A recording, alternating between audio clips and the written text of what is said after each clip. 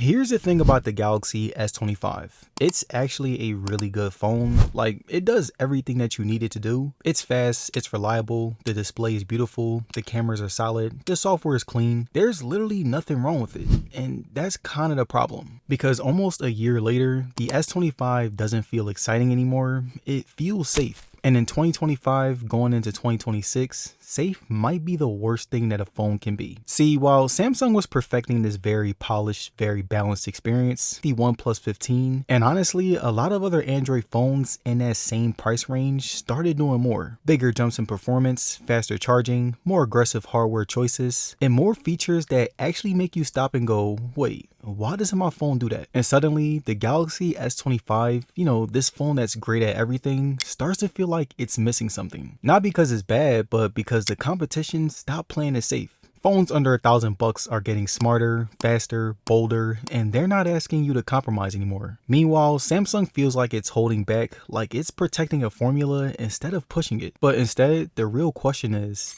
good still good enough? And more importantly, if this is what Samsung considers acceptable in 2025, what needs to be changed with the upcoming Galaxy S26? Because if Samsung doesn't adapt soon, phones in this price range are going to pass them by a long shot. But other than that, let's talk about what living with the Galaxy S25 is actually like after the hype is gone, what it does right, what it doesn't, and why this phone quietly says a lot about where Samsung is headed next. But alright you guys, one thing that I want to be very clear about is that I rarely ran into problems with the Galaxy S25. And that matters because a lot of phones sound great on paper but fall apart in daily use. But with the S25, day-to-day reliability was honestly solid. I didn't deal with random reboots, major slowdowns, or anything that made me lose trust in the phone. Yeah, every once in a while an app would glitch out. Instagram might crash when it's opening too fast, or Reddit might sometimes freeze for a second, but let's be real, that happens on pretty much every phone that I've used at this point. Outside of that though, everything just worked. And that's exactly why this conversation can get kind of tricky. Because the S25 doesn't fall, it just doesn't push. And when you step back and look at the price that it launched at,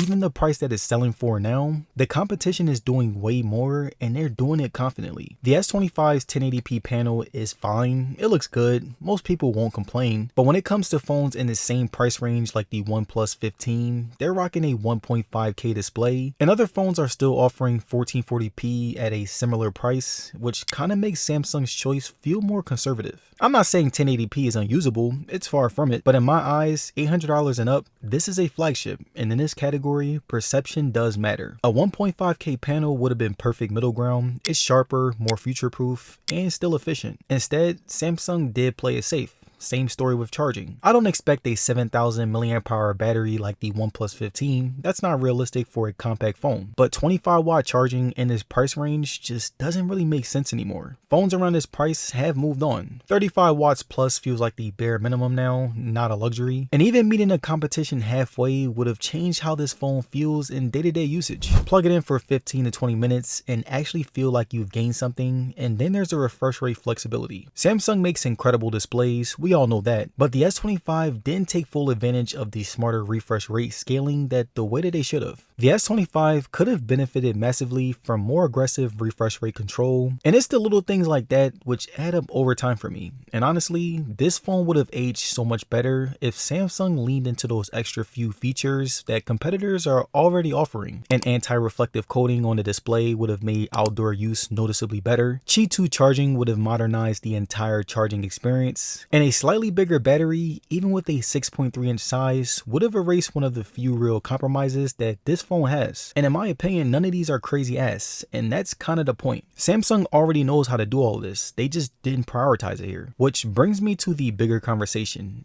I genuinely think that Samsung needs to stop treating the base model like the quote-unquote safe option and start treating it like the main event. Because the truth is, base model flagships sell the most. They're the phones that live in pockets for years, and right now, it feels like Samsung is saving the excitement for the Plus and Ultra models when the base model S should be the one setting the tone. The S25 is a really good phone, a very reliable one too, but it could have been great. and that's the frustrating part. Also, another thing that I wanted to note was that Samsung has never been a company known for playing it safe. For 15 plus years, they've built their reputation on pushing boundaries, bigger displays, new form factors, risks other brands wouldn't take, and that's in their DNA. So when the S25 feels a bit cautious, it's definitely noticeable. But alright you guys, let's move on to design and build quality. And when it comes to design, this is where time usually exposes phones the fastest, and honestly, the S25 held up better than I expected. Right out of the gate, you're dealing with a glass back and an aluminum frame, nothing flashy, nothing experimental, just clean, premium materials, and almost a year later, that decision actually works in its favor. I've used this phone both with and without the case. It's been in my pockets with keys, tossed on desks, slid across tables, taken to the gym, you know, real life stuff, and somehow it still looks pretty clean. The glass back surprised me the most. There are a few micro scratches if you really go hunting for them under harsh light, but nothing that jumps out. Way fewer than what I've seen on some of my older Samsungs at this point in their life. Fingerprints are fine, it's glass and that's expected, but they do wipe off easily and never made the phone look grimy or cheap. And when it comes to the aluminum frame, that's where reality does show up. It's not bad, but if you're careless, it will pick up tiny nicks over time. You might get a little scuff from a table edge, a mark from a pocket drop, or a tiny ding that you don't remember causing. Nothing deal breaking, but just honest wear. And I actually appreciated that. It doesn't feel fragile, it feels used. In hand, the phone still looks great. The weight hasn't bothered me even after long sessions, and the size is honestly one of the best things about it. It's light, balanced, and comfortable in a way that a lot of bigger phones just aren't. No creaks, no loose buttons, and no weird flex or structural issues. And almost a year later, it doesn't feel like a phone that's been through it. It feels like a phone that has been lived with. And from my experience testing a bunch of phones, this is exactly how a flagship should age. Now moving on to the display, this is one of the things that you stop thinking about until it's bad. And with the Galaxy S25, that moment never really came. Day-to-day experience, this screen feels like flagship. Scrolling through Instagram, watching YouTube, doom scrolling TikTok, everything looks clean, smooth, and vibrant enough to where it makes the 1080p look pretty good. Yeah, I am upset about the 1080p panel. Of course, it's not nothing like the 1.5 or the 1440p, but in real life, at this size, it does work really well. Text look crisp, images look detailed, and nothing ever feels soft or fuzzy. Brightness is also another area that aged really well.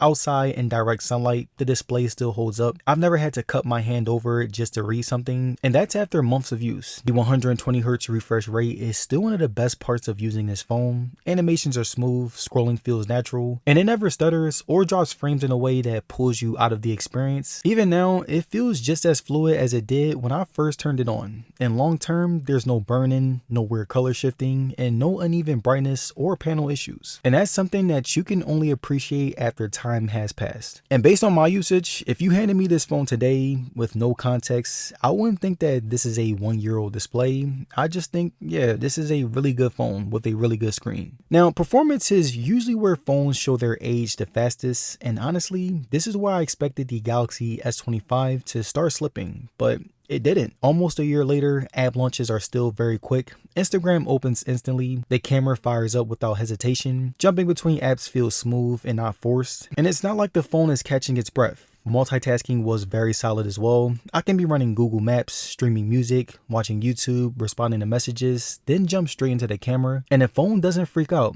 Nothing reloads unexpectedly, and nothing stutters. Gaming performance also held up better than I thought. Long sessions stay stable, frame rates are consistent, and while the phone does warm up a bit, because of physics of course, it never gets uncomfortable or starts throttling in a way that you actually feel. No sudden dips, no performance cliffs, and that's the key difference. This phone doesn't try to wow you with raw power, it just stays consistent. And in day-to-day use, that consistency mattered more than peak numbers. There was no creeping lag, no weird pauses, and no moment where you think, yeah, this phone is getting old. If anything, the performance feels even more refined after the updates, animations feel tighter, and the phone handles daily chaos better than it used to. Now, when it comes to battery life, this is where time always does show up. And yeah, almost a year later, the Galaxy S25 isn't immune to that. Now, let's start off with the good news first. This battery didn't fall off of a cliff, but it has definitely changed. Now, when the phone was new, getting through a full day was very easy. I didn't really think about it. I could scroll, stream, take photos, maps, use navigation, no problem. But I'd say as of December of 2025, it still gets me through the day, but it's closer than it used to be. On a normal day, I'm messaging, using social media, some YouTube, music in the background, and I'm fine. I do end the day with some battery left, but it's usually like 5%. And if I push it harder,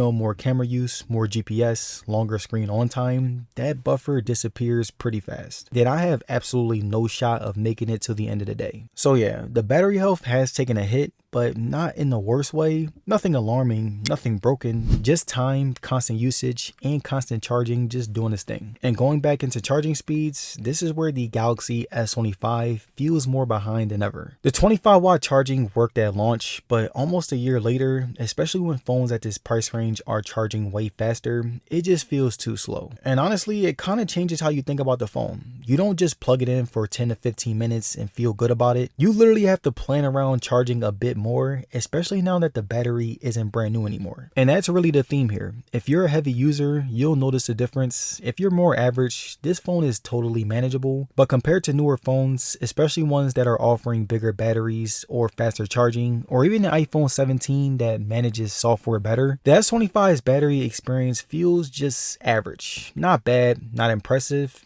just fine. And after a year, that's where Samsung could have done more. But alright, moving on to cameras, this is usually the first thing that feels outdated, especially on Android. So I went into this section expecting to notice the S25's age, and the honest answer here is they've held up, but they don't lead anymore. Day to day, photo consistency is still one of this phone's biggest strengths. After a year of software updates, shots come out predictable in a good way. You pull the phone out, tap the shutter, and you know exactly what you're getting. Exposure is reliable, focus is fast, and colors still have that classic Samsung look. Nothing feels broken, nothing feels random, and low light performance is pretty solid too. Night shots are usable, detail is there, and it doesn't completely fall apart when the lights go down. And something that I always liked about Samsung was that you could take photos at night without stressing whether the shot will be a mess. But this is also where you start to feel the gap. Newer phones are doing more with low light, cleaner shadows, better motion handling, less aggressive noise reduction, and the S25 still gets the job done, but it's not the phone that surprises you anymore. Video is also similar, stabilization is good, walking shots are smooth,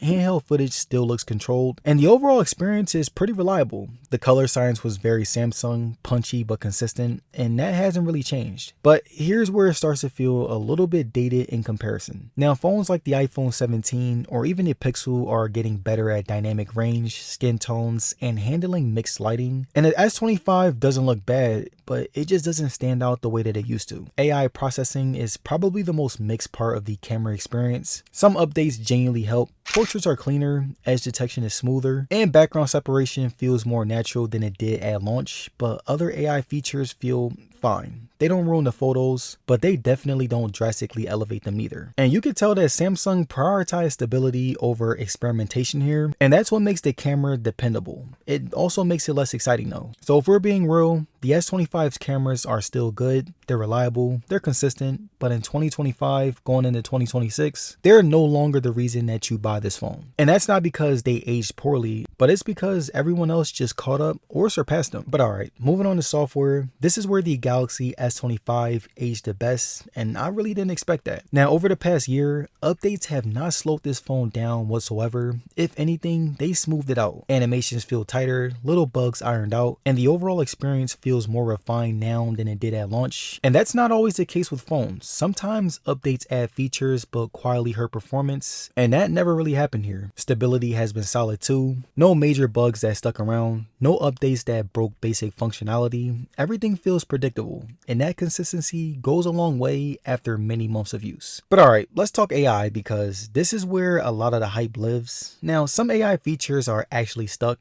Things like smart photo processing, cleaner portraits, and subtle system level improvements genuinely make the phone better, and they work quietly in the background instead of screaming for attention. But other AI stuff, it's there, but it's not essential. And honestly, I'm okay with that because Samsung clearly focused more on making the phone reliable than making every AI feature flashy. And a year later, that was the right move. The biggest one here was longevity. Knowing that this phone is getting years of updates changes how you look at it. And on the software side, the S25 feels like a safe long-term bet. Now, this is the part where you really don't notice at first, but you feel over time. The small stuff. Haptics still feel tight and responsive. Nothing mushy, nothing cheap. Typing feels good and notifications feel intentional. Speakers are solid too. They're not blowing the roof off, but they're very clear, balanced, and loud enough, especially for its size. The fingerprint sensor is still really good, fast, reliable, and consistent. And even after a year, it rarely misses. And that's something that you appreciate when you go from a phone like the Pixel, where the fingerprint sensor can miss. Connectivity has also been pretty drama-free. Wi-Fi stays locked in. Bluetooth behaves. Calls are very clear. I've got no weird dropouts. And no random issues that make you question the phone. Nothing here is exciting, and that's exactly the point.